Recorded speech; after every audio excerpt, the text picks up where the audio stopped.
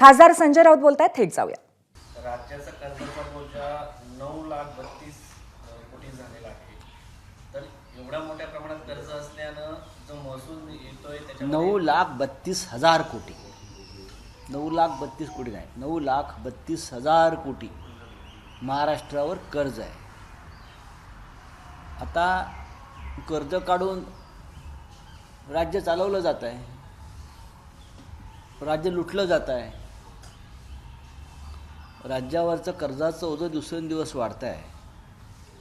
हे माहीत असतानासुद्धा लाडक्या बहिणीसारख्या योजना आणल्या आणि आता त्या बंद करायच्या मार्गावर आहेत. शिवभोजन थाळीसारख्या गरिबांच्या योजना, दुसरी ती शिधा योजना, अशा अनेक योजना बंद केल्या. आता लाडकी बहीणही बंद करतील. काय करणार आता? हे राज्य कसं चालवणार हा प्रश्न आहे. कर्ज काढून दिवाळी साजरी करणं किंवा निवडणुकात मतं विकत घेणं म्हणजे हा कर्जबाजारी महाराष्ट्राची तिजोरी. ह्या लोकांनी महिलांची मतं विकत घेण्यासाठी वापरली. खरं म्हणजे जाहीरनाम्यात त्यांच्या ज्या 2 प्रमुख घोषणा आहेत, लाडक्या बहिणींना 2100 रुपये आणि शेतकऱ्यांना कर्जमाफी, त्या त्यांच्या घोषणा आहेतच. त्याचं तुम्ही काय करणार आहात हे उत्तर या राज्याच्या जनतेला मिळायला हवं. आणि हे 8,00,000 कोटीच्या वरचं कर्ज, हा कर्जाचा डोंगर तुम्ही कसा कमी करणार आहात? तुम्ही आता महाराष्ट्राच्या दरडोई माणसाच्या डोक्यावर किती कर्ज आहे हे तुम्ही करून ठेवलं आहे, त्याचा हिशोब करा. तुमचं कर्ज या राज्याची जनता फेडणार आहे. जो अर्थसंकल्प आहे, अर्थसंकल्पामध्ये सामाजिक कल्याणाच्या ज्या योजना होत्या त्या कमी दिसतात, मात्र रस्त्यासाठी भरीव निधी दिसतो. याचं कारण काय? याचं कारण असं आहे, तर शक्तीपीठ मार्गाची मागणी कोणी केली होती? शक्तीपीठ मार्गाची मागणी गेल्या काही वर्षामध्ये ठेकेदारांकडून मोठ्या प्रमाणात जे पैसे उकळले गेले, हे रस्ते बनवणारे ठेकेदार आहेत. समृद्धी असेल, शक्तीपीठ असेल, यांच्याकडून हजारो कोटी रुपये आधीच काढून घेतले. टेंडर देण्यात आली आणि शेकडो कोटी रुपये काढून घेतले. ते निवडणुकीत वापरले असतील किंवा आमदार खासदार खरेदीसाठी वापरले असतील. शक्तीपीठाच्या संदर्भात शेतकरी भूमी अधिग्रहण करण्याच्या विरोधामध्ये आहेत आणि महाराष्ट्रामध्ये आज हा शेतकरी शक्तीपीठासंदर्भात रस्त्यावर आहे. सर, आज होळी आहे, पण असं असताना तर देवेंद्र फडणवीस सरकार राज्य सभागृहात म्हणतायत की 100 शेतकऱ्यांनी मला निवेदन दिलं एअरपोर्टवरती येऊन, आणि ते निवेदन देताना हे 100 शेतकरी जे आहेत, हे जे 100 शेतकरी जे आहेत, हे भारतीय जनता पक्षाचे एजंट असावेत. त्यांच्या माध्यमातून या जमीन खरेदी विक्रीचे व्यवहार सुरू असावेत. सामान्य शेतकरी जो आहे त्याला आपली जमीन द्यायची नाही. मुळात शक्तीपीठाची गरज काय, असा प्रश्न सगळेच विचारत आहेत. आम्ही विरोध करत नाही आहोत, शेतकरी रस्त्यावर उतरलेला आहे.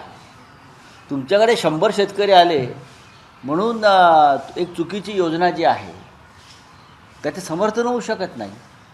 तुम्ही महाराष्ट्राला पटवून द्या की ही योजना का महत्त्वाची आहे.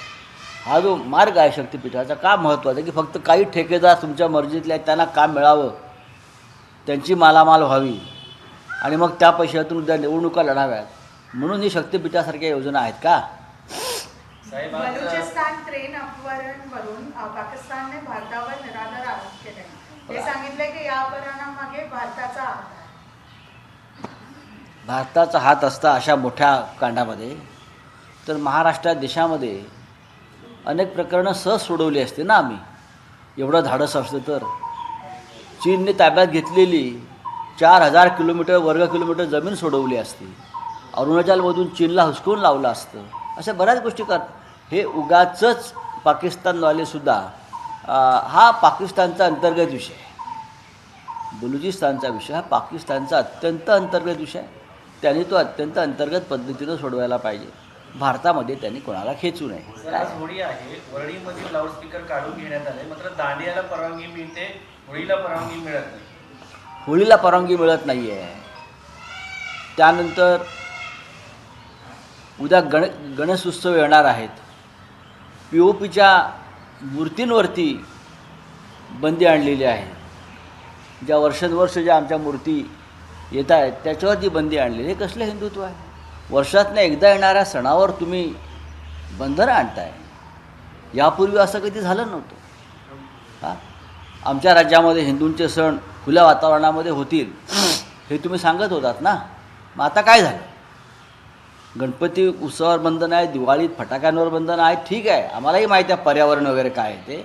मग पर्यावरणाची इतकीच काळजी आहे तर गढूळ पाण्यामध्ये महाकुंभला लोकांना स्नान का करायला लावलं? तुम्हाला पर्यावरणाची इतकी काळजी आहे तर नॅशनल ग्रीन ट्रिब्युनलचा रिपोर्ट असतानासुद्धा त्या गटारगंगेमध्ये लाखो कोटी लोकांना तुम्ही कोट्यावधी लोकांना तुम्ही का आतमध्ये डुबकी मारायला लावली? आणि महाराष्ट्रात तुम्ही आम्हाला पर्यावरणाच्या गोष्टी सांगता. सुधीर मुनगंटीवार यांनी विधान कुछ भवनामध्ये हिंदी में है आपका? उससे चलो. नाराज नाही असं म्हणत गाडा म्हणून मंत्रीपद मिळालं सोडू. म्हणून नाराज सांगितलं.